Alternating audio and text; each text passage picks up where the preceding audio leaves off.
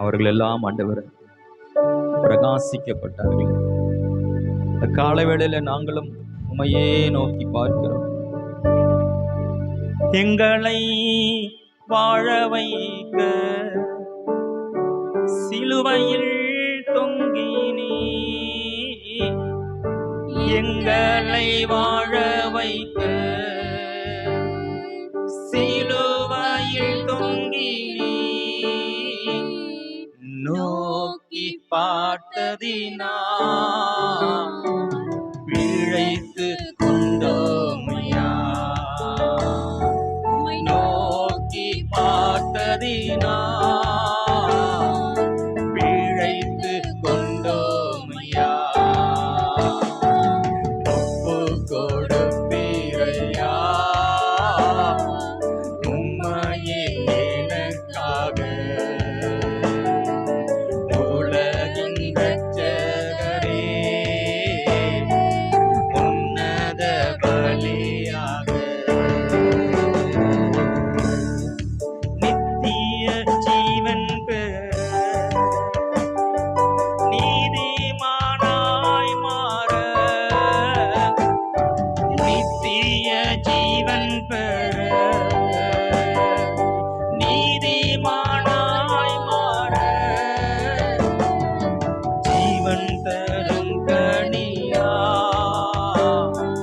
சிலுவையில் தொங்கினீ, ஜீவன் தரும் கனியா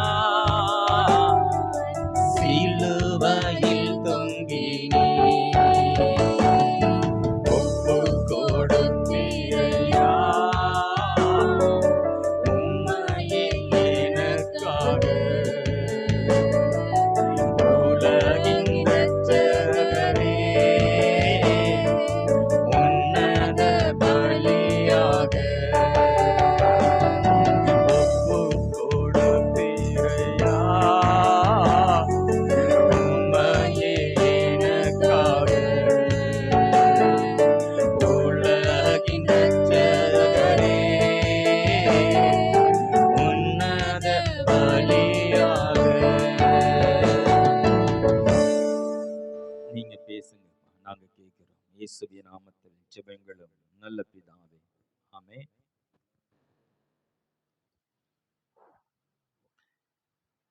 சிலுவையை பற்றின உபதேசம் யாருக்கு பிடிக்குதோ, யார் அதை அதிகமா கேட்கிறாங்களோ அவங்களுக்கு விடுதலை பெறுவதோ ஆசீர்வாதத்தை பெறுவதோ கஷ்டம் கிடையாது.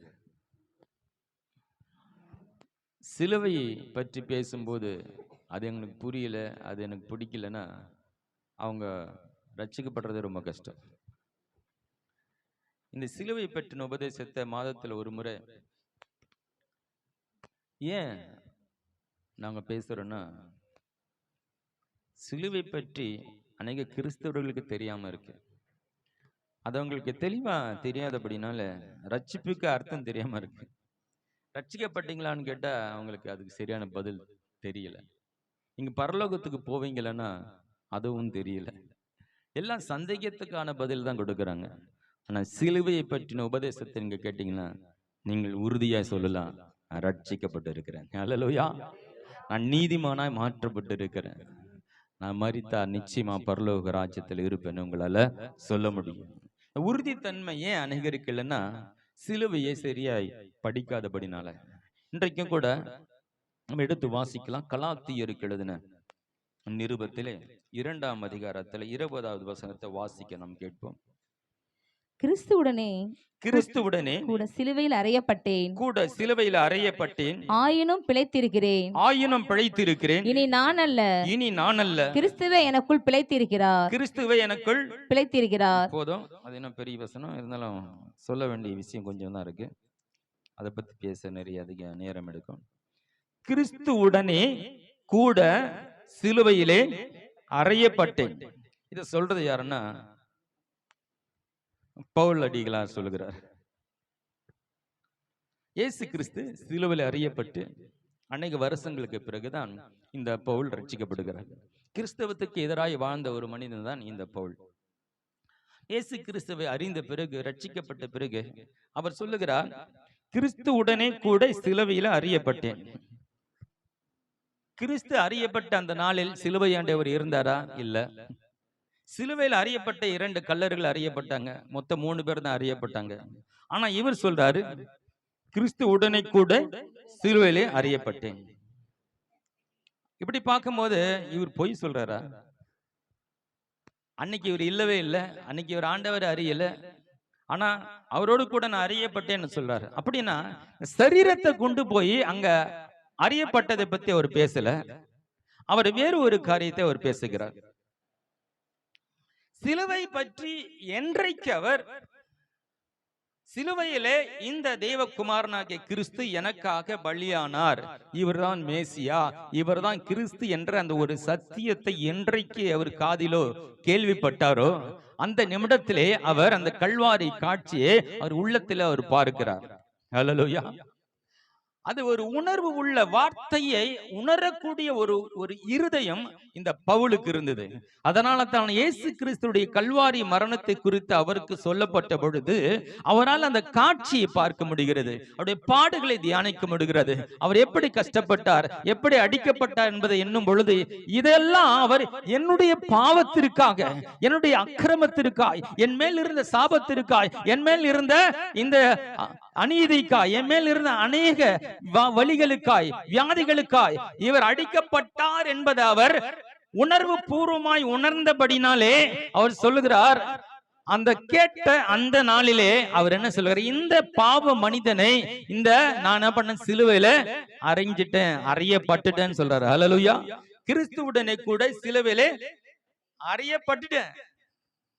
என்னைக்கு இந்த இயேசு எனக்காய் மரித்தார் என்ற செய்தியை நான் கேள்விப்பட்டனோ, என்றைக்கு கிறிஸ்துவனுடைய பாடுகளை குறித்து நான் கேள்விப்பட்டனோ, அன்றைக்கே எனக்குள்ளே வாழ்ந்து கொண்டிருந்த ஒரு மனிதன், பாவ மனிதன், சாப மனிதனை நான் கல்வாரி சிலுவையிலே அறியப்பட ஒப்பு கொடுத்துட்டேன். ஹல்லேலூயா. அவன் அறியப்பட்டுட்டான், அவன் இப்போ இல்ல. ஆயினும் என்ன சொல்ற, சிலுவையில் அறியப்பட்டேன், ஆயினும் பிழைத்திருக்கிறேன். அவனை அடிச்சுட்டேன், சிலுவையில அறியப்பட்டுட்டான், ஆனா இப்ப பிழைச்சிருக்கிறேன். இனி நான் அல்ல. ஹல்லேலூயா. இனி நான் என்ற ஒருத்தன் இல்ல, அன்னைக்கு இருந்தான் அவன் இல்ல, கிறிஸ்துவே என்னில் பிழைத்திருக்கிறார். இப்போ எனக்குள்ள ஒருத்தர் வாழ்ந்து கொண்டிருக்கிறார், அது என்னுடைய தேவன் எனக்குள்ளாய் வாழ்ந்து கொண்டிருக்கிறார். இதுதான் ஒரு உண்மையான கிறிஸ்துவனுடைய வாழ்க்கை. ஹல்லேலூயா. நீங்க ரட்சிக்கப்பட்டது உண்மையானால், ஆண்டவராக இயேசு கிறிஸ்துவை உள்ளத்தில் ஏற்றுக்கொண்டது உண்மையானால், இந்த கல்வாரி சிலுவையிலே இயேசு எனக்காக மரித்தார் என்பதை விசுவாசிக்கிறது உண்மையானால், கிறிஸ்து உங்களுக்குள்ள வந்திருக்கணும். ஹல்லேலூயா. கிறிஸ்து எனக்குள்ள வாழ்கிறான்ற அதனுடைய பொருள் என்ன, அதனுடைய அர்த்தம் என்ன? அவர் என்ன நினைக்கிறாரோ அதான் என்னுடைய எண்ணம், அவர் என்ன பேசுறாரோ அதான் என்னுடைய பேச்சு, அவருடைய நோக்கம் தான் என்னுடைய நோக்கம், அவருக்குள்ள இருக்கிற திட்டம் தான் என்னுடைய திட்டம், அவருக்குள்ள இருக்கிற சிந்தை தான் என்னுடைய சிந்தை, அவருக்குள்ள இருக்கிற ஆசை தான் என்னுடைய ஆசை. அவர் என்ன செய்யணும் விரும்புறாரு அதுதான் நான் செய்யறேன், அவருடைய கிரியைகள் தான் என்னுடைய கிரியைகள். ஹல்லேலூயா.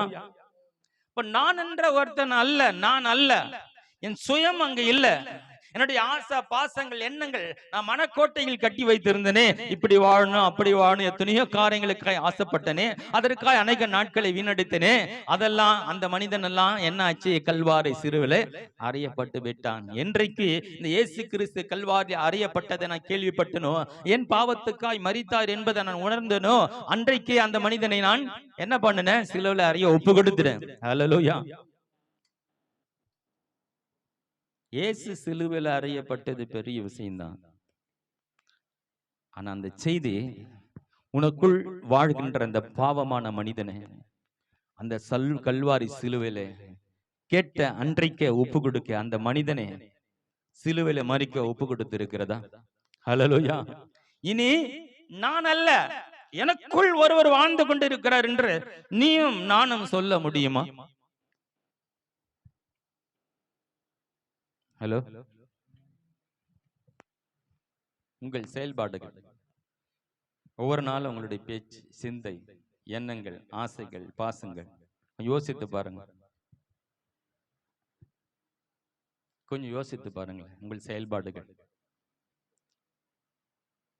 ஒரு சின்ன லேஸ் வாங்குறது 32 கடை ஏறி ஏறி ஏறி இந்த கலர் கிடைக்கல, அந்த கலர் கிடைக்கல. அம்மா அந்த மாதிரி நிறைய விஷயங்கள் இருக்கு.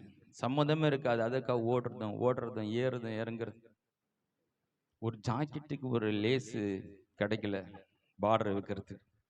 அந்த கலர் கொஞ்சம் கிடைக்காதனால இங்க போறது, இங்க போறது, பாரிஸ் போறது, பரசுவாக்கம் போறது, அப்புறம் எங்க போனாலும் பாவம் எவ்வளோ. கொஞ்சம் யோசித்து பாருங்க. கிறிஸ்து எனக்குள் வாழ்கிறார். ஒண்ணுமே இருக்காது, டென்ஷன் ஆகி கத்திட்டு இருக்குது. எதுக்கு கத்துறன்னு தெரியல. அந்த இடத்துல இயேசு உனக்குள்ள இருந்தா அப்படி செய்வாரா? ஹல்லேலூயா. உனக்குள்ள இயேசு இருந்தா உன்னுடைய பேச்சு எப்படி இருக்கும்? உன் நேர செலவிடுதல் எப்படி இருக்கும்? எங்க அமர்ந்து எதை பேசி கொண்டு இருப்ப? எந்த இடத்துல உன்னுடைய நேரத்தை நீ யூஸ் பண்ணிட்டு இருப்ப? இயேசு உனக்குள்ள இருக்கிறாரா? இப்போ என்ன சொல்றாரு அவரு? கிறிஸ்துவே என்னில் பிழைத்திருக்கிறார், எனக்குள் பிழைத்திருக்கிறார், எனக்குள்ள அவர் வாழ்ந்து கொண்டு இருக்கிறார். இயேசுவை வாழ விடுங்க. பக்கத்துல பார்த்து சொல்லுங்க, ஐயோ உனக்குள்ள வாழ விடுங்க. உங்களை வெளிப்படுத்தாதுங்க, இயேசு வெளிப்படுத்துங்க. உனக்குள் இருக்கிற இயேசு வெளிப்படணும். சரி, இந்த அனுபவம் யாருக்கு கிடைக்கும், எப்படி வர்றதை நீங்க பார்க்க போறோம். இப்படிப்பட்ட ஒரு அனுபவத்துல வெகு சீக்கிரத்துல இந்த பவுல் வருகிறாரே. ஆனால் அநேக நாட்கள் சபைக்குள் வந்தும் கூட அவனுக்குள் இருக்கிற அந்த பாவ மனிதன், அவனுக்குள் இருக்கிற மனிதன் இன்னும் சிலுவையில் அறையப்படவில்லை. அவருக்குள்ள இந்த கிறிஸ்து என்னும் அந்த புதிய ஜீவன், புதிய ஆண்டவர் அவனுக்குள்ள வரவில்லை. கிறிஸ்து ஒரு மனிதனுக்குள்ள வாழவில்லையே. ஆலயத்துக்கு தான் போகிறோம், இன்னும் ஒரு கீழ்ப்படுதல் வரலையே. ஏன் சீக்கிரம் வரலன்னு கேட்டா, சர்ச்சே வேணாம், அவுட்டு, கட்டு. எவ்வளவு என்ன மாதிரி கீழ்ப்படுதல் பாருங்க. ஏங்க லேட்டா வரீங்க, கொஞ்சம் சீக்கிரம் வாங்க அப்படின்னு சொன்னதுக்கு சர்ச்சை கட்டு, போங்க, உன் சர்ச்சை வேணாம், ஒன்னே வேணாம். எங்க இருக்கிறார் கிறிஸ்து? எங்கே? அதின் காலத்திலே நேர்த்தியாய் செய்கிற தேவன். ஹல்லேலூயா. ஒரு நொடி பொழுது கூட வீணடிக்காமல் சரியான நேரத்தில் சரியானதை செய்து முடிக்கிறவர். அவருடைய பிள்ளைகளா நீங்க? மற்றதுக்கெல்லாம் நம்ம சரியா செய்யறோமே, முன்கூட்டியே போறோமே, காத்து இருக்கிறோமே, டைம் ஆயிடுச்சு சீக்கிரம் போனோன்னு போறோமே. தேவ பயம் எங்கே? கிறிஸ்து அப்படி செய்வாரா? ஆண்டவர் அப்படி செய்வாரா? செய்ய மாட்டார்ல. இப்போ இந்த பவுலுக்குள்ள இப்படிப்பட்ட ஒரு பெரிய மாற்றம் வருவதற்கான காரணத்தை, சில காரணங்களை நான் சொல்றேன் பாருங்க. எப்படி இவ்வளவு சீக்கிரம் மாறினார்? அவரு ஆண்டவர் பேசின சில தினங்களுக்குள்ள அவருக்குள்ள பெரிய மாற்றத்தை பார்க்க முடிகிறது. நம்ம அதை வாசிக்கலாம். அப்போஸ்தலர் புத்தகத்தில் 9ஆம் அதிகாரத்துல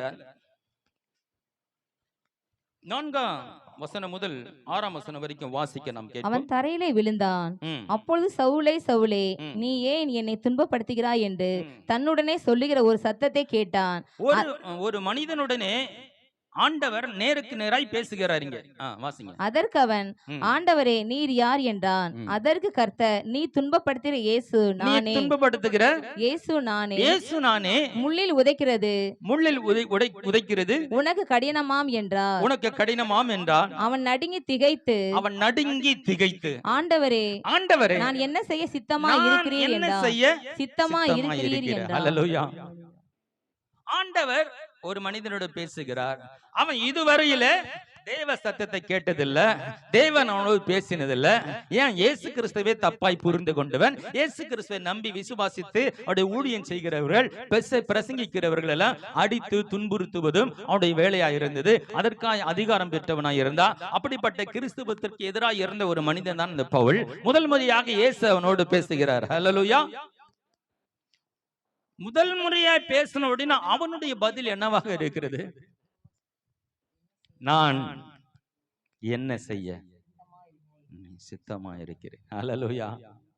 அவனுக்குள்ள ஒரு விஷயம் இருந்தது. என்னன்னா, வார்த்தையை புரிந்து கொள்ளும், உணர்ந்து கொள்ளும் வார்த்தை உணர்வு உடையவனாய் இருந்தான். ஹல்லேலூயா. வார்த்தை உணர்வு ஒரு மனிதனுக்கு இல்லைன்னு வச்சுங்களேன், எப்படிமா இருக்கும்?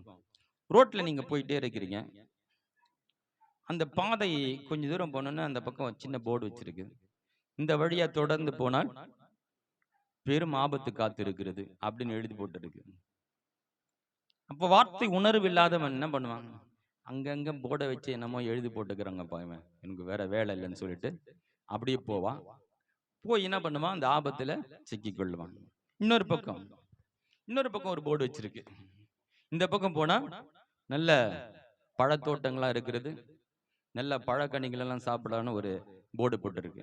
அதையும் படிக்கல, அதுவும் பொருட்டா எடுத்துக்கல. என்னவோ எழுதி போட்டு இருக்கிறாங்க.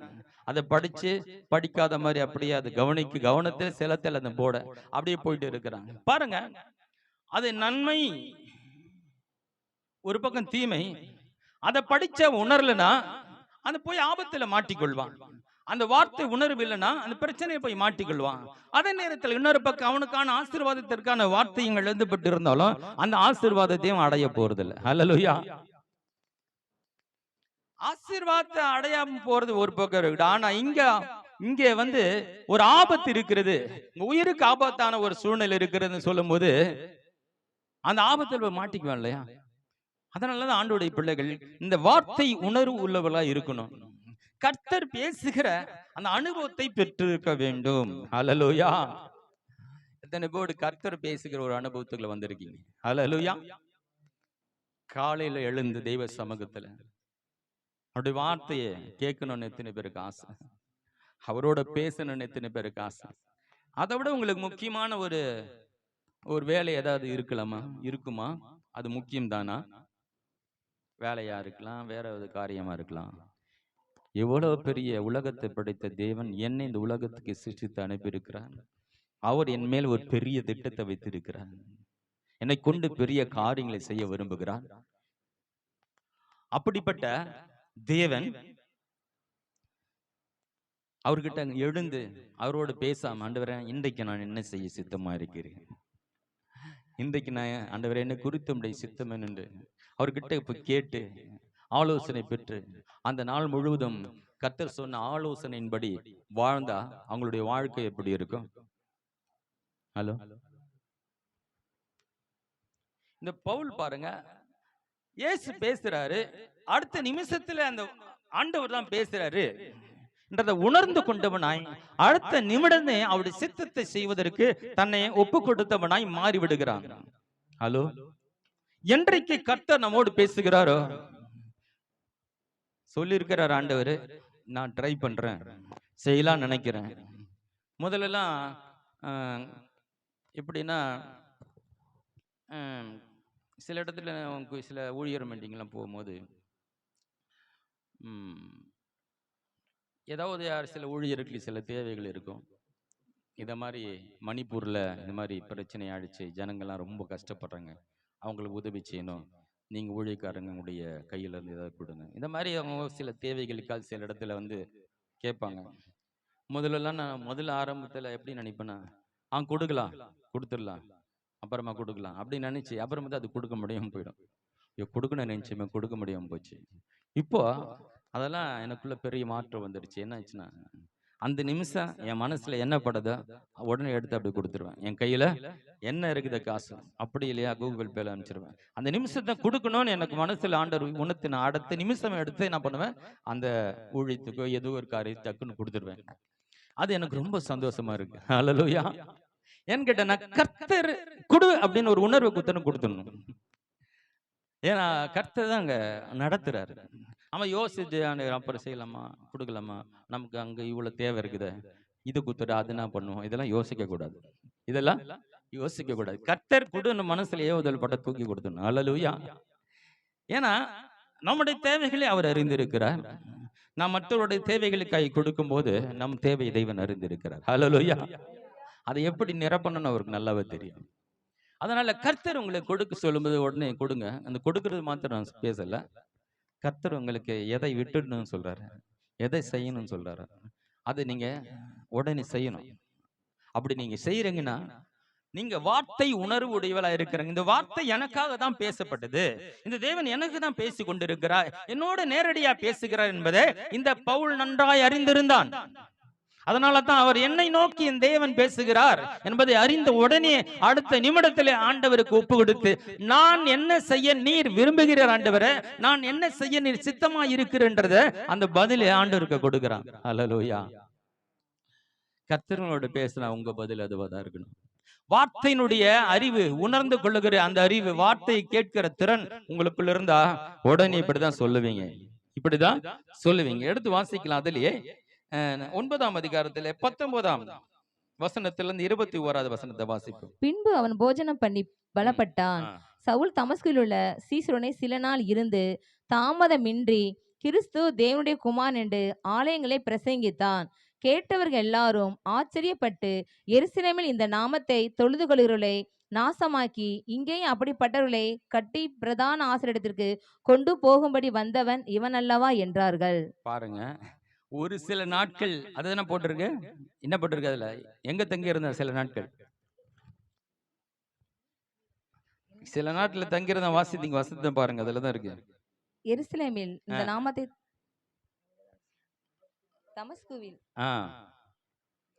பின்பு தவன் போஜனம் வாசிங்க. சவுல் தமஸ்குவிலே சீசரோனை சில நாள் இருந்து எத்தனை நாள்? சில நாள். எவ்வளவு நாள் இருக்கும்? எவ்வளவு நாள் வச்சுக்கலாம்? சில நாள்ல எத்தனை நாள் குறிப்பிடலாம்?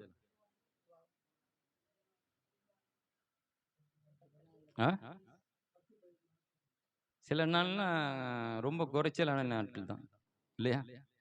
சில நாள் தான் தங்கியிருந்தான் சீசர்களோடு, தேவனை விசுவாசிக்கிற பிள்ளைகளோடு, தேவனை ஊழியம் செய்ய, தேவனுக்கு ஊழியம் செய்கிற பிள்ளைகளோடு சில நாட்கள் தான் தங்கி இருந்தான்.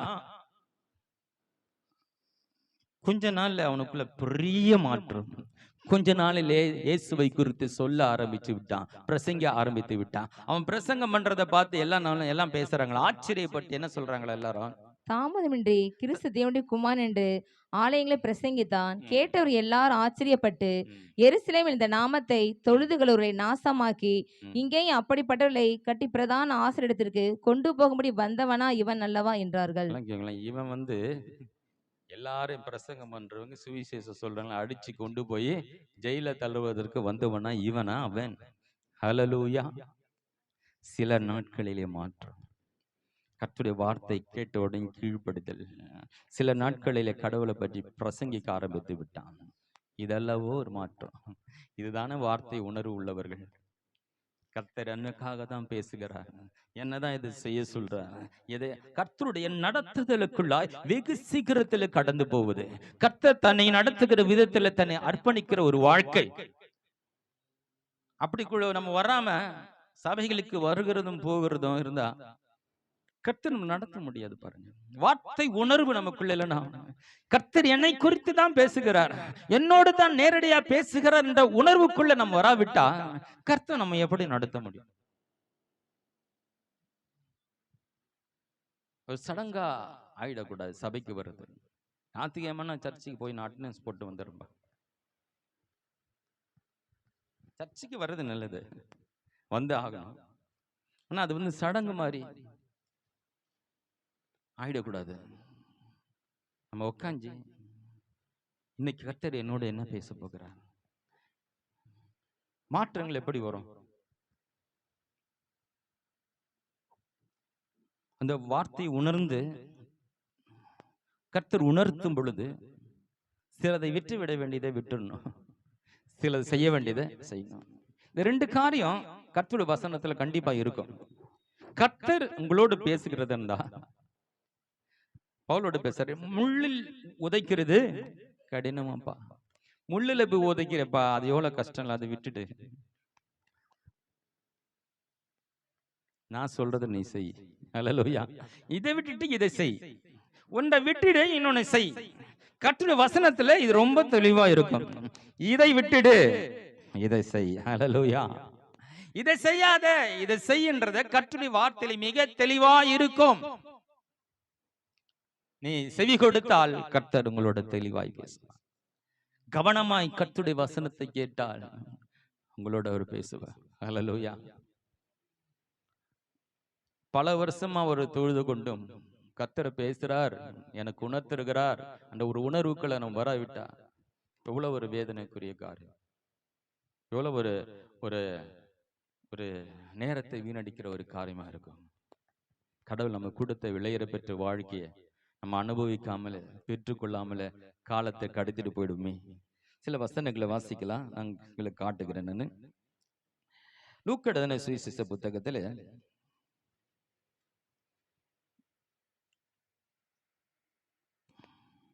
ஒரு நிமிஷம் வசனம் வேண்டும்.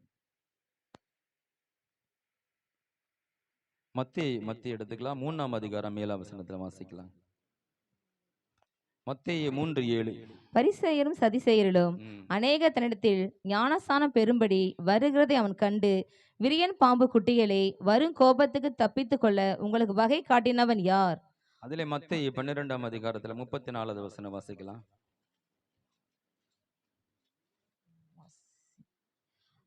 விரியன் பாம்பு குட்டிகளே, நீங்கள் பொல்லாதவர்களா இருக்க நலமானவர்களை எப்படி பேசுவீர்கள்? இருதயத்தின் நிறைவினால் வாய் பேசும். மத்தேயு 23:33 வாசிக்கலாம்.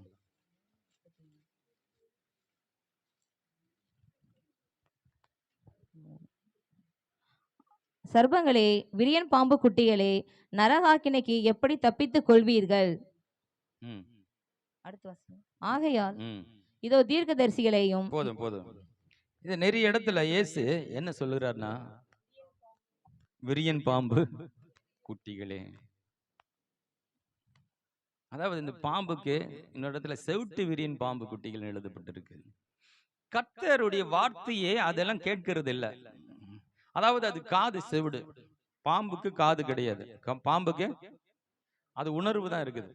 அதனால அது செவிட்டு விரியும் பாம்பு குட்டிகளே அப்படின்னு வேதத்துல சொல்லப்படுகிறது. கர்த்தருடைய வசனத்தை போதிக்கப்படும் பொழுது அவங்க அது காதல ஏறுது இல்ல, அது செவிட்டு விரியும் பாம்பு குட்டிகள். அன்னைக்கு இடத்துல சொல்ல, காது உள்ளவர்கள் கேட்க கடவர்கள்.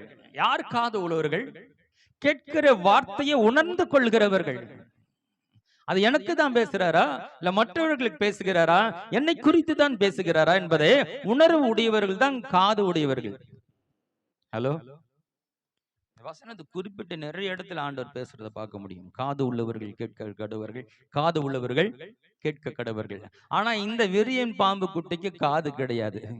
ஓ, நீ தப்பித்துக் கொள்வதற்கு வகை காட்டினது யார்? சொல்லரு, எதையும் சொன்னா கேட்க மாட்டீங்களப்பா, எப்படி நீங்க ஞானஸ்தானம் எடுக்க வந்துட்டீங்க? யாருப்பா உங்களை இந்த ரூட்டு போட்டு கொடுத்தது? யாரு உங்களை இந்த சபைக்கு அனுப்பினது? நீங்க சொன்னா கீழ்ப்படிய மாட்டீங்களே, செவி கொடுக்க மாட்டீங்களே, எப்படி இந்த செவிட்டு வெறியின் பாம்பு குட்டிகளை போல இருந்தீங்களே, எப்படி இங்க வந்தது? ஆச்சரியமா இருக்குது. யோவான் சொல்றாரு,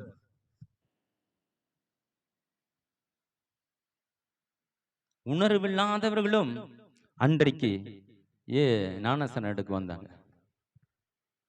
ஆனா உணர்வோடு இருக்கிற நீங்க, ஹல்லேலூயா, இயேசுதான் தெய்வம் விசுவாசிக்கிறீங்க, அவர் எனக்காக தான் மரித்தான் நம்புறீங்க, அவரை மாத்திரம் தான் தெய்வம் நம்புறீங்க. ஆனாலும் உங்க செவி கொடுத்தல் எப்படி இருக்கிறது?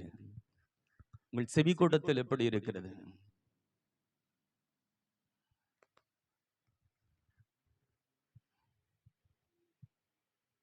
கிறிஸ்துவுடனே கூட சிலுவையிலே அறியப்பட்ட அந்த கல்வாரி சிலுவையிலே கேட்ட நிமிடத்தில், அந்த செய்தியை கேட்ட நேரத்தில் அதற்காய் தன்னை மாற்றிக்கொண்டு தன்னையே கொண்டு போய் சிலுவையில் அரைச்சிறான். இதெல்லாம் எப்படி நிஜத்துல நடக்கல, உள்ளான அவனுக்குள்ள நடக்கிற அந்த மாற்றங்கள். நம்ம ரட்சிக்கப்பட்டனும் உடனே நம்மள எல்லாம மாறில, மூக்கு கொஞ்சம் அப்படி பெருசாயிட்டு, கண்ணெல்லாம் கொஞ்சம் அழகாயிட்டு, முடி வெள்ளை முடியெல்லாம் கருப்பாயிட்டு, புது சிருஷ்டி ஆயிட்ட உடனே நம்ம ரொம்ப அழகாயிடலாம். அதே மூஞ்சிதான் இருக்குது, அதே மூஞ்சிதான் இருக்கு. ஆனா நமக்குள்ள ஒரு பெரிய மாற்றம். ஹல்லேலூயா. இது வரைக்கும் யோசித்த மாதிரி இப்ப யோசிக்கிறது இல்லை, இது வரைக்கும் பேசின மாதிரி நான் பேசுறது இல்லை. எல்லாம் பெரிய மாற்றம். ஏனால் இனி நான் அல்ல, கிறிஸ்துவே என்னில் வாழ்கிறார். அப்ப எவ்வளவு பெரிய மாற்றம்! என் பழைய மனிதன் கல்வாரி சிலுவையில அடிக்கும்படியே ஒப்பு கொடுத்துட்டேன், அவன் சிலுவையில அறியப்பட்டுட்டான். இனி நான் அல்ல, கிறிஸ்துவே என்னில் வாழ்கிறார். ஹல்லேலூயா. ஒரு குஷ்டரோகி வந்து ஆண்டவருடைய பாதத்தில் விழுந்து, உமக்கு சித்தமானால் எனக்கு சுத்தமாகும். அவனை தொட்டு அவன் மனதுருகி, அவன் மேல் மனதுருகி அவனை தொட்டு தூக்கி எனக்கு சித்தம் உண்டு. அதாவது இயேசு வாழ்ந்த காலத்துல குஷ்டரோகிய தொட்டா தீட்டு, அவன் பார்த்து பார்த்து பேச மாட்டாங்க, அவங்க தூரத்துல நின்று பேசணும், முக்காடு போட்டு இருக்கணும், அவன் தீட்டு தீட்டுன்னு கத்திக்கிட்டு வரணும். அவனை யாருமே தொட மாட்டாங்க. ஏன் கூட பிறந்தவங்க, மனைவி, பிள்ளைகள் யாருமே தொட மாட்டாங்க. ஆனா இயேசு மனதுருகி அவனை தொட்டு தூக்கி எனக்கு சித்தம் உண்டுப்பா, இந்த உலகத்துல உன்னை தொடர்றதுக்கு யாருக்கும் விருப்பம் இல்லை, எனக்கு விருப்பம் உண்டு. நீ நல்லா இருக்கணும்ன்ற எண்ணம் யாருக்கும் இல்லை, எனக்கு உண்டு. இனி நான் அல்ல, இனி நான் அல்ல, கிறிஸ்து எனக்குள் வாழ்கிறார். கிறிஸ்து எனக்குள் வாழ்கிறார். விபச்சாரத்தில் கையும் களமா பிடிக்கப்பட்ட ஒரு மகளை கொண்டு வந்து, இயேசுவே நியாயப்பிரமாணத்தில் இப்படி பாவத்தில் பிடிக்கப்பட்டவளை கல்லெறிந்து கொள்ள வேண்டும் என்று எழுதி இருக்கிறது, நீர் என்ன சொல்லுகிறீர்? உலகமே குற்றப்படுத்துகிறது, அங்க நிற்கிற எல்லா மனித வர்க்கமே அவளை குற்றப்படுத்திக் கொண்டிருக்கிறது. அது சாக வேண்டும், கொல்லப்பட வேண்டும் என்று அங்க தீர்ப்பு வழங்கி கொண்டிருக்கிறது. இயேசு மாத்திரம் ஹல்லேலூயா அவளுக்கு வாழ்வு கொடுக்கும்படியா விரும்புகிறார். ஹல்லேலூயா மன்னிக்க விரும்புகிறார். இயேசு உன்னில் வாழ்கிறாரா? இனி நான் அல்ல, கிறிஸ்து வாழ்ந்து கொண்டிருக்கிறார். கல்வாரி சிலுவையில அடித்து தொங்க விட்டுட்டு இருக்காங்க. 18 மணி நேரம் இயேசுவுக்கு ஒரு சொட்டு தண்ணீர் குடிக்கவில்லை. 2 மைல் தூரம் 150 கிலோ சிலுவையை சுமந்து கொண்டு நடக்கிறார். பலவீனம். கல்வாரி சிலுவை அடிக்கப்பட்ட அந்த இரத்த காயங்களுடன் இந்த சிலுவை சுமந்து கொண்டு போகிறார். 2 மைல் தூரம் அந்த 150 கிலோ சிலுவை சுமந்து கொண்டு அவரை கொண்டு போய் கல்வாரி சிலுவையில் ஆணிகளில் அடித்து அங்க தொங்க விட்டு அப்படியே கல்வாரியில தொங்க கொண்டு இருக்கிறார். சொல்றார், பிதாவே இவர்களை மன்னியும், இனி நான் அல்ல, கிறிஸ்துவே என்னில் வாழ்கிறார். இனி நான் அல்ல, கிறிஸ்துவே என்னில் வாழ்கிறார். வாழ்கிறாரா?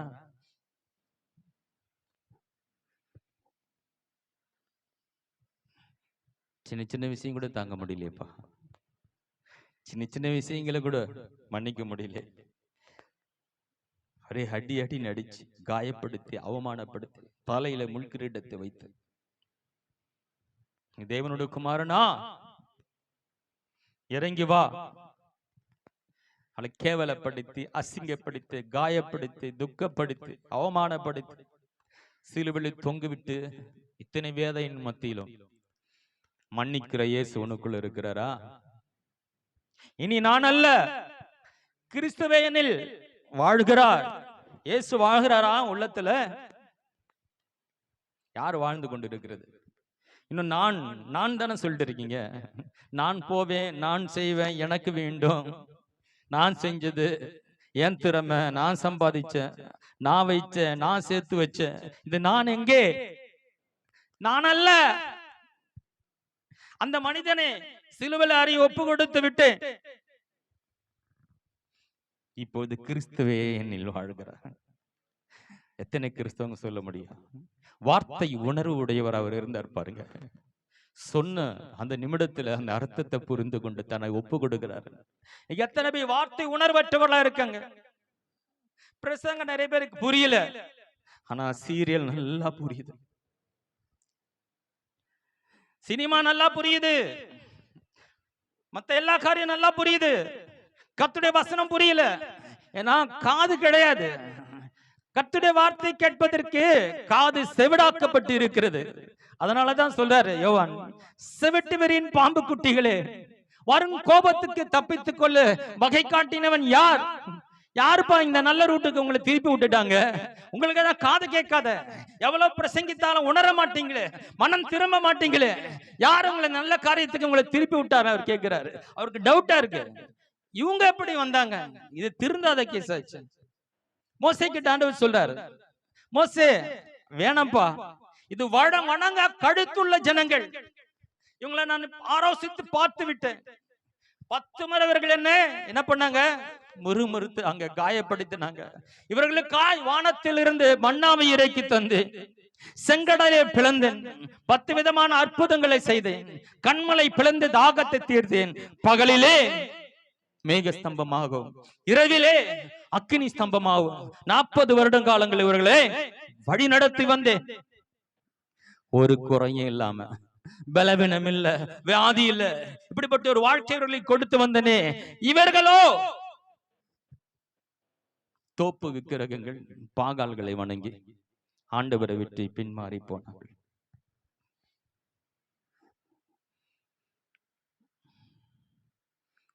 இனி நான் அல்ல, சொல்லுவாங்க, இனி நான் அல்ல, கிறிஸ்துவே என்னில் வாழ்கிறார். இனி நான் அல்ல, கிறிஸ்துவே என்னில் வாழ்கிறார். எப்படி டிரான்ஸ்ஃபர் ஆகுது பாருங்க. இது எப்படி அவருக்குள்ள நடந்திருக்குன்னு யோசித்தேன். ஒரு தாயும் தகப்பனும் சிறு வயதுல ஒரு பிள்ளைய தொலைச்சுறாங்க. அந்த பிள்ளை அப்படியே தாய் தகப்பனை இழந்து அப்படியே பிரிஞ்சு போய் கஷ்டப்பட்டு பிச்சை எடுத்து வாழ தெரியாம, அதுக்கு யாருக்கும் படிக்க வைக்க முடியாம கட்சியில பிச்சை எடுத்து பிச்சைக்காரனா வாழ்ந்து கொண்டு இருக்கு. அந்த இழந்து போன, காணாம போன அந்த பிள்ளையை தேடி அவங்க பல வருஷமா தேடிட்டு இருக்கிறாங்க. அவங்க நல்ல வசதியா இருக்கிறாங்க. நானும் தன்னுடைய பிள்ளையை அவங்க தொலைச்சிட்டாங்க. அந்த பிள்ளையும் தேடி கிடைக்கல. ஒரு நாள் அவங்க ஒரு பஸ் ஸ்டாண்ட்ல அமர்ந்திருக்கும் போது அந்த பிச்சைக்காரன் பக்கத்துல அமர்றான். சொல்றாங்க, எங்களுக்கு இவ்வளோ சொத்து இருக்கு, எங்களுக்கு ஒரே ஒரு பையன் சிறு வயதுல நாங்க தொலைச்சிட்டு காணாமல் போயிட்டான். அவன் பேர் இது கிடைக்கவில்லைப்பா. அந்த பிச்சைக்காரர் நான் கொஞ்சம் நேரம் கொடுத்து பேசிட்டு இருக்கேன். அவங்க சொல்ல சொல்ல சொல்ல அந்த அந்த பிச்சைக்காரருடைய கண்களிலே அப்படியே கண்ணீர் ததும்புகிறது. ஏன்னா அது அவன் தான், அது அந்த மனிதன் தான். அவன் தெரியுது, என்னை பிரிந்து போன, என்னை விட்டு போன என்னுடைய தாய் தகப்பன்னு கிடைச்சிட்டாங்க. அந்த நொடி அவனுக்கு எப்படி இருந்திருக்குன்னு நினைக்கிறீங்க? அந்த நிமிஷம் அவனுடைய எண்ணங்கள் எப்படி மாறி இருக்குன்னு நினைச்சிருக்கீங்க? அவன் பிச்சைக்கார வேஷத்துல இருந்தான், பிச்சை எடுத்து கொண்டு இருந்தான். அந்த நிமிடத்தில் அவருடைய எண்ணங்கள் எப்படி மாறி இருக்கும்? அந்த பிச்சைக்காரன் மறித்துட்டான். அப்போ அந்த நிமிஷத்துல ஹல்லேலூயா, எப்போ என் தாய் தகப்பனை கிடைச்சிட்டாங்க, என் பக்கத்துல இருக்கிறாங்க, என்னை தேடி வந்து இருக்கிறான், நான் தான் அவனோட பிள்ளை என்ற தெரிந்த அந்த செய்தி, அந்த நொடி பொழுதிலே அந்த பிச்சைக்காரன் செத்து போயிட்டான். ஹல்லேலூயா. அதுதான் பவுலுக்கு நடந்தது. அதுதான் பவுலுக்கு நடந்தது. கர்த்தருடைய செய்தியை கேட்டவுடனே கல்வாரி சிலுவையிலே இயேசு எனக்காய் மரித்தார், என் பாவத்துக்காய் மரித்தார். நான் அடிக்கப்பட வேண்டிய இடத்திலே, நான் தொங்க வேண்டிய இடத்திலே இந்த இயேசு தொங்கினார் என்ற செய்தியை கேட்ட அடுத்த நொடி பொழுதிலே அந்த பழைய மனிதனை சிலுவையிலே அறிய ஒப்பு கொடுத்துட்டான். ஹல்லேலூயா. இனி நான் அல்ல, கிறிஸ்துவே என்னில் வாழ்கிறாய். சில சாவு வீட்டுக்கு போனேன்னு வச்சிங்களேன், அவங்க அப்பா செத்துட்டான்னு அவங்க அழுவாங்க. நம்ம அப்பா தான் இருப்பாரு, ஆனா அவங்க அழுறத பார்த்தா நம்ம அப்பா செத்துட்டு போலே ஒரு உணர்வு வரும். நம்மள அறியாமல், ஐயோ நம்ம அப்பா செத்த நம்ம எவ்வளவு கஷ்டப்படுவோம் இல்லையா? சில அவங்கவுங்க உறவுகள் யாரோ அந்த இடத்துல போகும்போது அது நமக்கு உறவுல நமக்கு யாரும் செத்தது போல ஒரு உணர்வு உண்டாக்கி நம்ம அறியாமல் கண் கலங்க ஆரம்பிச்சிடும். அந்த அழுகையின் காட்சி நம்மளை அழ வச்சிடும். ஆனா அந்த இடத்து விட்டு வந்த உடனே அந்த சோகம் கலந்து போயிடும். அந்த இடத்துல இருக்கிறோம், நம்ம அழுவோம், ஐயோ இப்படி ஆயிடுச்சு இவங்களுக்குன்னு சொல்லி. அது நம்ம வீட்டுல நடந்தது போல, நமக்கு நடந்தது போல ஒரு உணர்வு அங்க உண்டாகும். ஆனா அந்த சாவு வீட்டை கடந்து வந்த பிறகு அப்புறம் அதை நம்ம மறந்துடும். அந்த சோகம் நமக்கு சம்மதம் இருக்காது. ஆனால் பவுலுக்கு நடந்தது அப்படி அல்ல. ஹல்லேலூயா. ஏதோ அதை கேட்டு கொஞ்ச நேரம் ஏசு எனக்கா மரித்தாருன்னு சொல்லி கொஞ்சம் கண் கலங்கிட்டு அதை விட்டுட்டு அப்படி செஞ்சதே மறுபடியும் செய்யல. அந்த நிமிடத்திலே தன்னை மாற்றிக்கொள்ள தன் வாழ்க்கையை அர்ப்பணித்தான். ஹல்லேலூயா. தன் வாழ்க்கையே அவன் அர்ப்பணித்தான் பாருங்க. சிலுவையிலே அறையும் பழம்படியாய் தன்னை அவன் அர்ப்பணித்து விட்டான். சிலுவையிலே எப்படி சொல்றான் பாருங்க, கிறிஸ்துவுடனே கூட சிலுவையிலே அறியப்பட்டுட்டேன், முடிஞ்சு போச்சு, இனி நான் அறையிறது இல்ல, அந்த நிமிஷமே நான் செத்துட்டேன், அந்த நிமிஷமே சிலுவையில அறைஞ்சிட்டேன், பழைய மனுஷன் பழைய வாழ்க்கை முடிஞ்சு போச்சு, இனி நான் அல்ல, இனி நான் இல்ல, இப்ப நான் கிடையாது, ஆனா நான் ஆகினும் பிழைத்திருக்கிறேன், கிறிஸ்துவே என்னில் வாழ்கிறா, கிறிஸ்துவே என்னில் வாழ்கிறா. உங்க இப்படிப்பட்ட ஒரு சத்தியத்தை கேட்டு இப்படிப்பட்ட வாழ்ந்ததுனாலதான் அந்த காலத்துல அவர்களுக்கு முதலாவது அவர்கள் என்ன பேர் வச்ச, கிறிஸ்தவர்கள் என்ற பெயர் வழங்கப்பட்டதுதான்.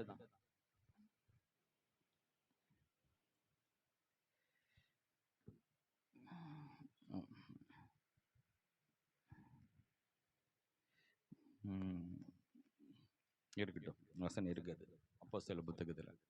முதலாவது அவர்களுக்கு கிறிஸ்து அவர்கள் என்று பெயர் வழங்குகிறார். ஏன்னா இயேசுவை போல அங்க வாழ ஆரம்பிச்சிட்டாங்க, இயேசு போல வாழ ஆரம்பிச்சிட்டாங்க.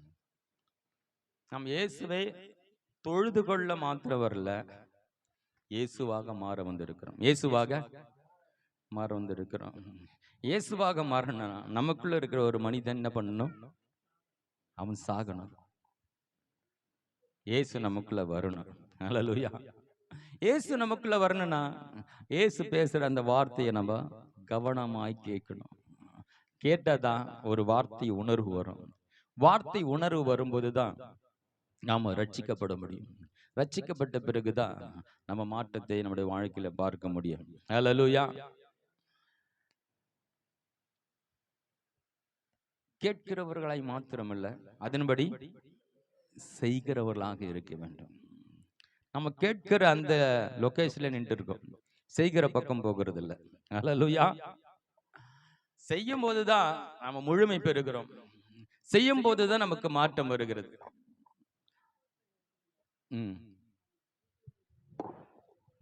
அவர்களுக்கு வழங்கப்பட்டது 11:26 கிறிஸ்தவர்கள் என்று வழங்கப்பட்டது.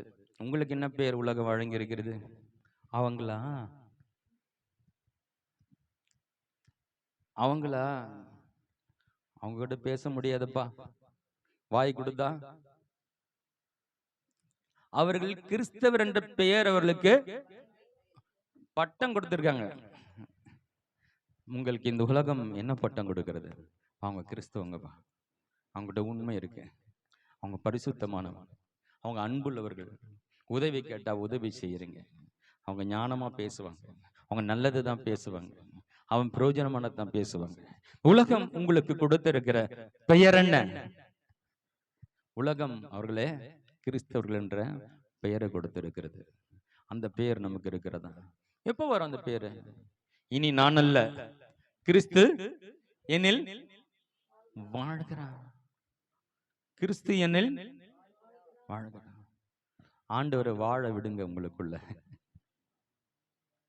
ஆண்டவரை உங்களுக்குள்ள வாழ விடுங்க, ஆண்டவர்களோட பேச விடுங்க. ஆண்டவர்களோடு பேச விரும்புகிறார், நடத்த விரும்புகிறார், உங்களை ஆசீர்வதிக்க விரும்புகிறார், அவருடைய ஆலோசனை உனக்கு சொல்ல விரும்புகிறார். அநேக நேரங்களிலே இந்த நானன்னு ஒருத்தன் வரான் பாருங்க, மாம்சீக எண்ணங்கள், மாம்சீக ஆலோசனைகள், இது எல்லாமே நம்ம என்ன பண்றதுன்னா, தேவன் வைத்த இந்த விசேஷித்த ஆசீர்வாதங்களை நாம் பெற்றுக்கொள்ளாதபடிக்கு என்ன பண்றது, தப்பான ரூட்ல அனுப்பிச்சிட்டு. அவங்க சொன்னாங்க, அவர் சொன்னாரு, ஒருவேளை இதை செஞ்சு பார்க்கமே, அப்படி பண்ணி பார்க்கலாமே, சரி இதையும் செய்வோமே. நாம் இதையும் செய்வதற்கு அதையும் செய்வதற்கு அழைக்கப்பட்டவர்கள் அல்ல. சரியானதை நேர்த்தியானதை தேவன் நமக்கு சொல்லிக் கொடுக்க அவர் தயாரா இருக்கிறார். இதை செஞ்ச நீ டாப்ல வரும்னு அவர் சரியான ஆலோசனையை அவரால் கொடுக்க முடியும். அல்லேலூயா. இதுவா அதுவா இதுவா அதுவா நீ தயங்கினா நீ குழப்பத்தில் இருக்கிற. கர்த்தருடைய சத்தத்தை சரியா கேட்கல, கேட்கறதுனாலதான் குழப்பம். ஒருத்தன் கர்த்தருடைய வார்த்தை கேட்டு உணர்ந்து விட்டால் என்ன பண்ணணும்னு தெளிவா தெரியும். அல்லேலூயா. அதுதான் பவுல் ஆண்டவருடைய வசனத்தை கேட்ட அடுத்த நிமிடத்துல, நான் ரெடி ஆண்டவரே, இந்த நிமிஷம் வரையில இந்த கிறிஸ்தவத்துக்கு விரோதமா இனி இந்த போதிக்கப்பட்ட இந்த சத்தியத்துக்கு விரோதமான ஒரு வாழ்க்கை வாழ்ந்த அநேகரை நானு அடிச்சிருக்கேன், நொறுக்கியிருக்கேன், காயப்படுத்திருக்கேன், வேதனைப்படுத்தியிருக்கிற. ஆனால் இப்போது நீ பேசினது நீர்தான், தேவாதி தேவன் தான் என்பதை நான் அறிந்து கொண்டேன். இந்த நொடியிலிருந்து, இந்த நிமிடத்திலிருந்து என் வாழ்க்கையை மாற்றிக்கொள்ள நான் அர்ப்பணிக்கிறேன். நான் என்ன செய்ய நீர் சித்தமாய் இருக்கிறீர். அல்லேலூயா. அந்த ஒரு சில நாட்களில அவன் வாழ்க்கை இப்படி மாறி இருக்குமானா அவனுடைய அர்ப்பணிப்பை கொஞ்சம் யோசித்து பாருங்க. பிரதர், 10 வருஷமா நானு சபைக்கு வந்துட்டு இருக்கிறேன். சரி, ஜெபம் பண்ணுங்க ஐயா. ஐயா ஜெபம் பண்ண எனக்கு தெரியாது, எனக்கு ஜெபம் பண்ண வராது ஐயா.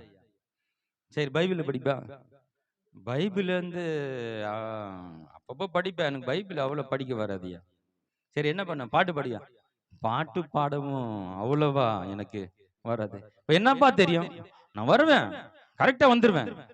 வந்து அங்க எனக்குண்டு ஒரு தனியா சேர் போட்டு இருப்பாங்க, அதுல நான் உக்காந்துட்டு கரெக்டா வந்து கரெக்டா நான் போயிடுவேன்.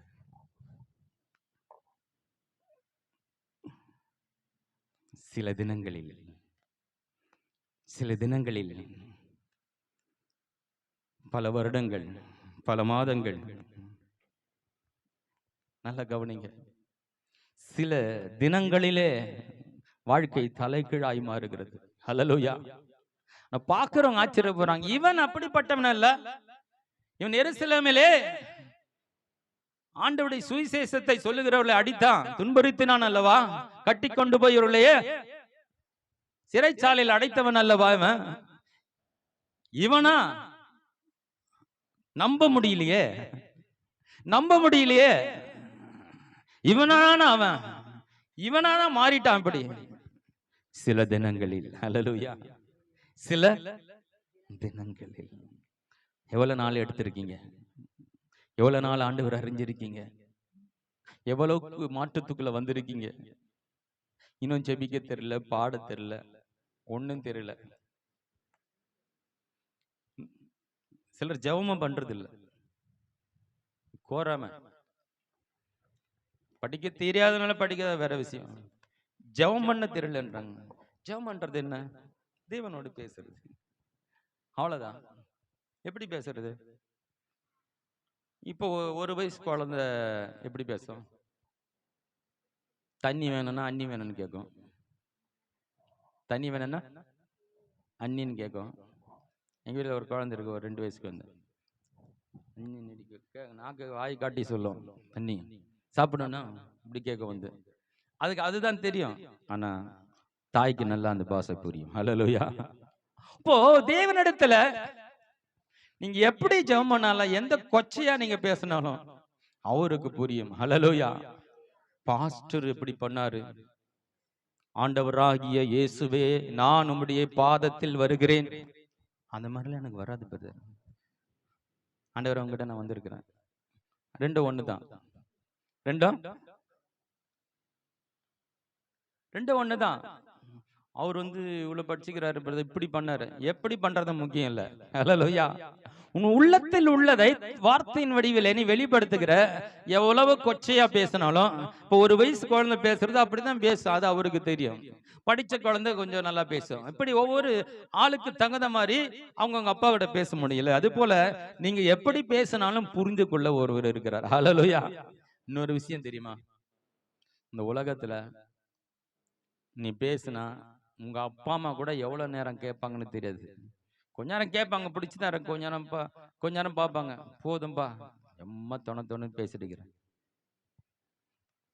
அப்பா அம்மா தான், பிரியம் தான், பிள்ளை தான், இருந்தாலும் கூட அது ஒரு எல்லை இருக்குதுல்ல, அந்த எல்லை தாண்டினா பெரிய தொண பேசுறதுப்பா அந்த பையன் அப்படின்னு சொல்லிட்டு நான் வரேன்ட்டு கிளம்பி வேற ஏதாவது வேலையை பார்ப்பாங்க. ஆனால் ஒண்ணு சொல்லட்டுமா, எவ்வளவு மணி நேரம், எவ்வளவு நீ தெரியாத என்ன பேசினாலும் பொறுமையா அமர்ந்து கேட்கிற ஒரு தெய்வம் உண்டு. ஹல்லேலூயா. எத்தனை மணி நேரம், எத்தனை உளறி கொட்டினாலும், நீ தப்பு தப்பா பேசினாலும், பேச தெரியாம பேசினாலும், அதெல்லாம் கேட்பதற்கு ஒருவர் இருக்கிறாரு. ஹalleluya. நம்ம வார்த்தையை கேட்காதவங்க கிட்ட போய் உட்காந்து பேசிட்டு இருக்கோம். நம்மள மதிக்காத இடத்துல போய் பல மணி நேரம் வேஸ்ட் பண்றோம். நம்மள அவன் பொருட்டா எண்ணுகிறதே இல்ல, நம்மள மதிக்கிறது இல்ல. அவங்க கிட்ட போய் உட்காந்து பேசணும்னு நினைச்சு அநேக நேரத்தை வீணடித்து கொண்டு இருக்கிறோம். உம்முடைய வார்த்தை கேட்க ஒருவர் இருக்கிறார். ஹalleluya. ஏன் நமக்கு மாற்றம் வரல? எல்லார்கிட்டும் பேசுறோம், ஆண்டவர்கிட்ட பேசுறது இல்ல. எல்லாத்துக்கும் டைம் 8 மணி ஆச்சா? என்ன 8 மணிக்கு என்ன சீரியல்? டக்குன்னு சொல்லுங்க. பாக்குறது இல்ல சீரியல் நீங்க? 8 மணிக்கு டக்கு அந்த சேனல் மாத்து அப்படின்னு விஜய் டிவி வைப்பா. அந்த 8 மணி டக்கு நான் வந்துடும். ஜெப நேரம் இருக்கா? ஒரு டைம் வச்சிருக்கீங்களா? 5 மணிக்கு இந்த முதல்ல கடவுளை நான் சந்திப்பேன். ஹalleluya. தினந்தோறும் ஒரு 5 மணிக்கு தேவனுடைய பாதத்தை மாற ஒரு நேரம் இருக்கா? எல்லாத்துக்கும் நேரம் இருக்கு. எல்லாத்தையும் நேரம் பார்த்து செய்றீங்களே, எல்லாத்தையும் கரெக்டா பண்ணிடுறீங்களே. கத்திரிக்காய் நேரம் கொடுக்குறீங்களா? சில தினங்களிலே பெரிய மாற்றம். ஹalleluya. நம்ம அப்படி எப்படி தெரியுமா? பல வருடங்களிலே சில மாற்றம். ஃபர்ஸ்ட் கொஞ்சம் லேட்டா வந்தேன், இப்ப நான் கொஞ்சம் சர்ச்சுக்கு கரெக்டா வந்துடுறேன். அதான் மாற்றம். ஃபர்ஸ்ட்ல 5 நிமிஷம் ஜெபம் பண்ண பிரதர், இப்ப நான் என்ன பண்றேன்? காலவர் பண்றேன். கொஞ்சம் இம்ப்ரூவ்மெண்ட் ஆயிடுச்சு. எத்தனை வருஷம்? 10 வருஷம். இவ்வளவுதான், 10 நிமிஷம் தான் எக்ஸ்ட்ரா ஆயிருக்கு. ஃபர்ஸ்ட் எல்லாம் நானு ஒரு அடி தான் பாடுவேன், இப்போ புல் பாட்டு பாடுறேன் பிரதர். இப்போது பல வருடங்களிலே சில மாற்றங்கள், நான் சில நாட்களிலே பெரிய மாற்றம். சில நாட்களிலே பெரிய மாற்றம். சில நாட்களிலே பெரிய மாற்றம், பெரிய வளர்ச்சி, பெரிய உயர்வு, பெரிய தாளந்துகள், உலகத்தை அசைக்கக்கூடிய வார்த்தையை பேசக்கூடிய வல்லமை உள்ள தேவமணிதான் சில நாட்களிலே மாறினான். அதற்கு காரணம் தேவ சத்தத்தை உணர்ந்தவனாய் தன்னை அர்ப்பணித்து சொல்லப்பட்ட ரகசியங்களுக்கு செவி கொடுத்து சீசர்களுடன் இருந்து அவள் சொல்லும் காரியங்களை புரிந்து கொண்டவனாய் கிறிஸ்து தான் தேவன் என்பதை அறிந்து கொண்டு உடனே தாமதிக்கமால் உடனே பிரசங்கிக்க ஆரம்பிச்சான். ஹalleluya. அவனுக்கு யாரும் போய் சொல்லல, இப்படி எல்லாம் பண்ணணும்னு சொல்லவில்லை. அவசர நிலையை புரிந்து கொண்டாங்க. ஹalleluya. இந்த அவசரம் எவ்வளவு முக்கியம், இந்த செய்தி சொல்ல வேண்டும் என்பது அவசர நிலையை புரிந்து கொண்டான். உங்கள் வாழ்க்கையிலே அவசர நிலை என்ன? நீ புரிந்திருக்கீங்களா? குடும்பத்தினுடைய அவசர நிலை என்ன தெரியுமா? குடும்பத்துல ஒரு ஒருமனம் இல்ல, குடும்பத்துல சமாதானம் இல்ல, குடும்பத்துல ஒரு ஆசீர்வாதம் இல்ல, ஒரு அவசர நிலையில இருக்கீங்க. நீங்க அதுக்கு பெரிய ட்ரீட்மெண்ட் கொடுக்கணும். எமர்ஜென்சி வார்டுல கொண்டு போய் ஃபர்ஸ்ட் என்ன பண்ணாங்க? ரொம்ப முடியலன்னு என்ன பண்ணாங்க? சாதாரண வார்டுல போட மாட்டாங்க. அது என்ன வார்டு பாது? சிறப்பு மருத்துவ சிகிச்சை. ரொம்ப சீரியஸ் கண்டிஷன் விட்டா என்னாவும்? ரொம்ப மோசமா போயிடும். இப்படியே போனா சாப்பாடு கூட காசு இல்லாம போயிடும். அவ்வளவு கஷ்டம். என்ன பண்ண? இது எத்தனை போய் என்ன பண்ணும்? ஐசியூ வார்டுல போட்டு ஸ்பெஷல் ட்ரீட்மெண்ட் ஒருத்தர் கவனிச்சுன்னு இருப்பார். அது அப்பப்போ ஒரு டாக்டர் ஐசியூ வார்டில் என்னமா இம்ப்ரூவ்மெண்ட் இருக்கு, அங்கே ஓடினே இருக்கும். என்னது? பல்ஸ் எவ்வளோ ஓடுது, பிபி எவ்வளோ ஓடுது, அந்த இதில் காமிச்சிட்டே இருக்கும். இவர் வந்து பார்ப்பார், சரி இதை போடு, இந்த மருந்து போடு, 1 மணி நேரத்துக்கு இந்த இன்ஜெக்ஷன் போடு, உங்களுக்கு குதிரைரு அப்படின்னு சொல்லிட்டு அப்பப்போ வந்து டாக்டர் செக் பண்ணுவார். ஏன்னா அப்படி ரொம்ப தீவிர சிகிச்சை கொடுக்கணும். அதை தீவிரமா சிகிச்சை கொடுக்க அதை என்ன பண்ணுவார்? மாத்திரை கொடுத்து அது கொடுத்து பார்த்துன்னு இருப்பார். பல்ஸ் பார்த்து அதை இம்ப்ரூவ் பண்ணி அப்புறமா கொஞ்சம் சாதாரண வார்டில் போடுங்க. ஓகே ஆன பிறகு அந்த ஐசியூ வார்டுக்கு அது வரலன்னு வச்சுங்களேன், அது நிலைமை என்ன? ரொம்ப சீரியஸ் ஆகி அது மரித்து போகக்கூடிய நிலைக்கு வரல. ஆவிக்கிற நிலையில அநேகர் என்ன பண்றாங்களா? ஐசியூ வார்டுல சேர்க்க வேண்டிய நிலையில இருக்காங்க. ரொம்ப ரொம்ப பல பிரச்சனைகளை மாற்றிக்கொண்டு இருக்கிறாங்க. பல காரியங்களை மாற்றிக்கொண்டு எப்படி வெளியே வரணும் தெரியல. உங்களுக்கு அவசர சிகிச்சை வேண்டும், அது ஒரு தேவ மனிதனிடத்தில் உங்களுக்கு கிடைக்கும், அல்லது தேவனிடத்தில் கிடைக்கும். அது இந்த பைபிள்ல கிடைக்கும். ஹல்லேலூயா. உங்கள் நேரத்தை இதுல செலவிடுங்கள். ஒரு மனிதன் என்ன பண்ணறா? வாழ்க்கையில எல்லாம் இழந்து லாஸ் ஆயிடுச்சு. லாஸ் ஆயிப்போ ஒண்ணுமே இல்லை, என்ன பண்றதுன்னு தெரியல. ஒரு பெரிய ஊழியக்காரருடைய பிரசங்கத்தை கேட்டாராம். அந்த பிரசங்கத்தை கேட்டோன்னா அவருக்கு ஒரு பெரிய சந்தோஷம். இந்த பிரசங்கம் நல்லா இருக்கு, இதை கேட்ட வாழ்க்கை முன்னேறிடும் போல இருக்குன்னு சொல்லிட்டு அவர்கிட்ட இந்த ஒரு டேப் ரெக்கார்டு இருந்ததுதான். டேப் ரெக்கார்டு ஏதோ ஒன்று இருந்து அதை போய் வித்து எடுத்துன்னு போய் கொடுத்துட்டு, ஐயா நீங்க பேசின எல்லா செய்தியும் எனக்கு கொடுங்க, நான் நான் நான் கேட்டுட்டு நான் இந்த செய்தி கேட்ட ஆசீர்வதிக்கப்பட்டுருவேன், ஆசீர்வதிக்கப்பட்டு நான் மிச்சம் பேலன்ஸ் எல்லாம் உங்களுக்கு கொடுக்குறேன், நீங்க பேசின எல்லா செய்தியும் கொடுங்கன்னு சொல்லிட்டு ஒரு வருஷமா எங்கேயுமே போலியா. காலையிலேருந்து சாயந்தரம் வரைக்கும் இந்த பிரசங்கத்தை போட்டு போட்டு போட்டு ஒவ்வொரு செய்தியா கேட்டு கேட்டு கேட்டு கேட்டு அதுக்கு செவி கொடுத்து அதை கவனிச்சு பார்க்கும்போது ஒரு வருஷத்துல அவருடைய வாழ்க்கையில பெரிய மாற்றமா. ஹல்லேலூயா. அதுக்கப்புறம் ஒரு பெரிய பிசினஸ் ஆரம்பிச்சு மேல உயர்ந்து ஆசீர்வதிக்கப்பட்டு போயிட்டு அவர் கொடுக்க வேண்டிய எல்லா பேலன்ஸ் கொடுத்த, ஐயா என் லைஃப் சேஞ்ச் ஆயிடுச்சு. ஹல்லேலூயா. ஏன் கர்த்தருடைய வசனத்தை கேட்பதற்காய் நிறைய நேரம் கொடுத்துட்டேன், மத்த எல்லாத்துக்கும் நிறைய நேரத்தை கொடுத்து என் வாழ்க்கையை வீணடிச்சிட்டேன். ஆனால் இதுதான் சரியான பாதை என்று நான் புரிந்து கொண்டு கர்த்தருடைய வேதத்தின் வசனங்களை கேட்பதற்காய் நல்ல பிரசங்கங்களை கேட்கும்படியாக என் நேரத்தை செலவிட்டேன். ஒரு வருடத்தில் என்னோட வாழ்க்கையில எண்ணி பார்க்க முடியாத மிகப்பெரிய நான் ஆசீர்வாதத்தை கண்டடைந்தேன். ஹல்லேலூயா. சில தினங்களிலே பெரிய மாற்றம். சொல்லுங்க, சில தினங்களிலே பெரிய மாற்றம். இனி நான் அல்ல, கிறிஸ்து எனக்குள்ளே வாழ்கிறார். கண்களை மூடுவோமா? ஹல்லேலூயா. நன்றி தகப்பனே.